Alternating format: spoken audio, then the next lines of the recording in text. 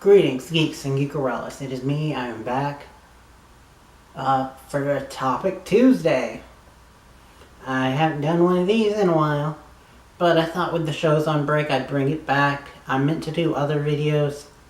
I still want to do Sabrina, the Christmas special, even though by now I'll be lucky if I get like 10 views with that, but who cares? That's not why we're here. We're here today to discuss Batwoman. Now, she just had her debut in Elseworlds, which I will leave at the end of this a playlist to my whole Elseworlds videos if you haven't seen them yet. Don't think you really need to see it to understand this video. Just know that in my personal opinion, I thought she was awesome for the brief appearance that she was in, and that this supposed TV show that they're working on for her, I fully endorse it, and I fully want it to go through.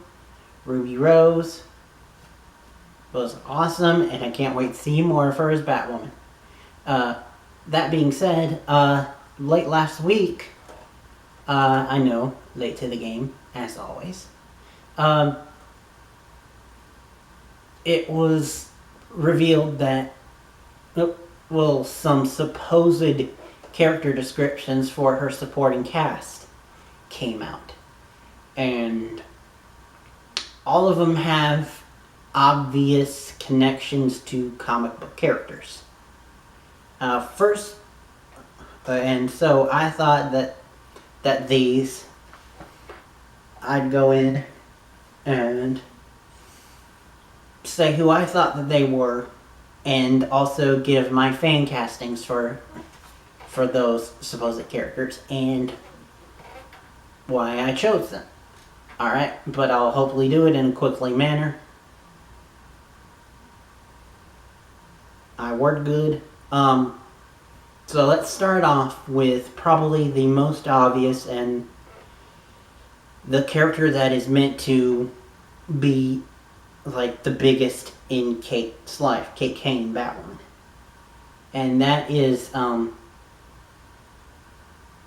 believe they said a military man who has a strict military man who has a strong connection to Kate. That is obviously Colonel Kane, her father, and in the New 52, one of her biggest villains. And for this, I actually decided to go with a man who's known for DC work, but I believe has yet to grace the Arrowverse. None other than Ron Perlman. Ron Perlman's awesome. He was Hellboy. He was Sons of Anarchy. He Amazon's Hand of God. I really like him as an actor, and there's not much that he won't do. I mean, hell, he played a cross-dresser for a movie. And for, I believe, 90% of the movie, he was in a dress. And not that there's anything wrong with it, but for a man looking like that to wear a dress, kudos to you.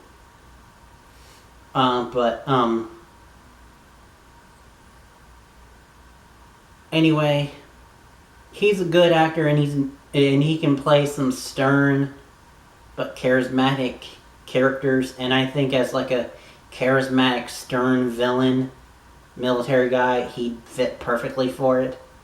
Alright, next up we have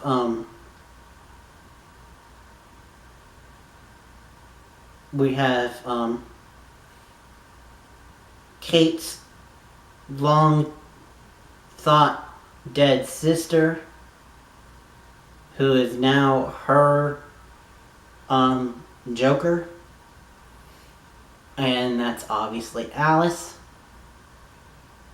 DC villain turned, I believe, anti-hero in the New 52. So that might be the long game for her. Anyway, double check the actress's name. Just real quick, got it on my phone.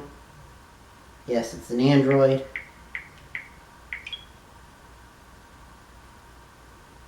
For Alice, I actually chose Rose McIver. You know, Liv Moore from iZombie. Also, fun fact for you, she was the Yellow Ranger in Power Rangers RPM. Getting gear. But anyway, I think that as Liv Moore, she's proven that she can do a wide variety and range of roles. And I think this would be something new and different for her. Now that iZombie's over with, her to get like a villain character who maybe turns good eventually. I think that would be a different thing for her, and I think that she could excel at it. Because we know that she can play crazy. I mean, dear God, look at all those brains that she ate and their personalities that went along with it.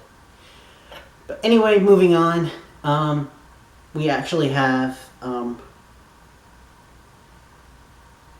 a character who I believe the description was they are the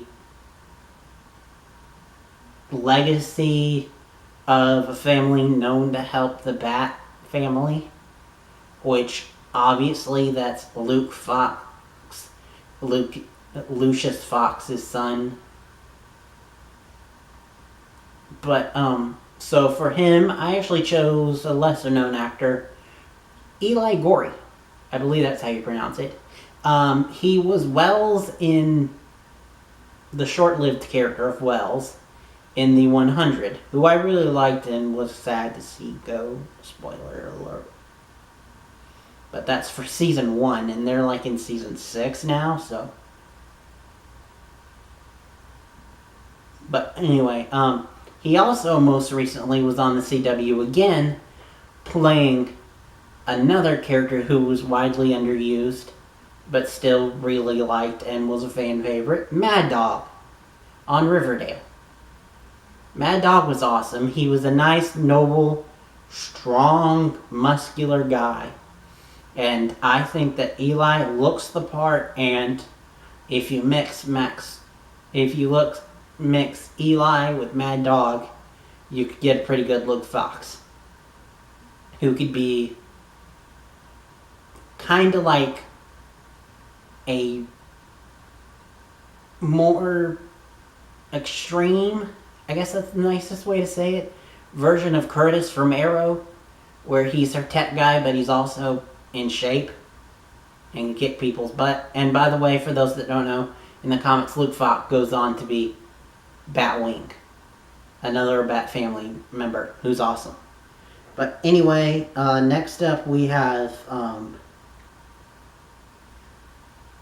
I forgot.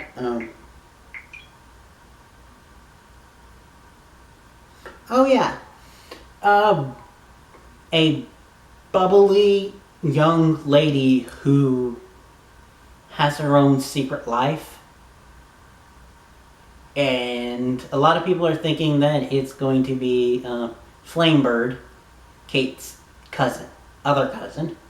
But me and my friend Mr. J of Mr. J's Reviews both think that it could possibly be Stephanie Brown, my personal favorite Bat girl. As character and as Oracle, I really love Batwoman, but as Batgirl, I prefer Stephanie. And I think that bubbly kind of fits her more than Betty. So, who did I decide to get as Steph? Well, CW likes to sometimes like curb roles and like racially, and so I think it would be interesting, especially because of her acting skills, if they actually brought in one of Disney's go-to girls. G. Hornelius. I believe I'm pronouncing that name wrong, right? If I'm not, sorry. I loved her in everything that she's been in. She's like been in all the big Disney shows, even as just like a little cameo. Her biggest thing was that she was actually a cast member in Dog with a Blog. And I really like her as an actress. Recently she got more of a name for doing that Netflix show, American Vandal. But I think she could pull off being a bubbly, awesome superhero. Alright, so next up we have a character who they say is a Batwoman's ex-girlfriend who's also a former agent. But I think that could be just their way of tooling around trying to confuse people, because it's going to be Renee Montoya. But even if it's not Renee, it's going to be a Renee Montoya type character. And so for that, I think it's obvious it should go to Sarah Shahi. I loved her in everything that I've seen her in. Life, L Word, Person of Interest. She is a badass, and she knows how to play LGBT characters. It would be nice to see her finally get some like happy endings with the ships if she's the main ship for the show. And she's just known for playing someone who is a tough like cop or lawyer or all that type of stuff. And I think it would be nice for her to finally get a show that lasts more than a season, or to have a character that lasts more than a season. To be fair, Life, I believe, had 2, but still. Anyway, last up is just a quick little note. Is they apparently said that Stephanie's mom, well, the character that Stephanie was codenamed Mom, is going to be a part of the show and have a significant part. And so, for her character, I actually decided to go with Dina Mayer. That name might not sound familiar to you. If you Google her, you'll recognize her. She's been in every show. But one of her big shows that she did was actually Birds of Prey. And you know the CW, they like their nods. I mean, hell, John Cryer, who played Lex Luthor's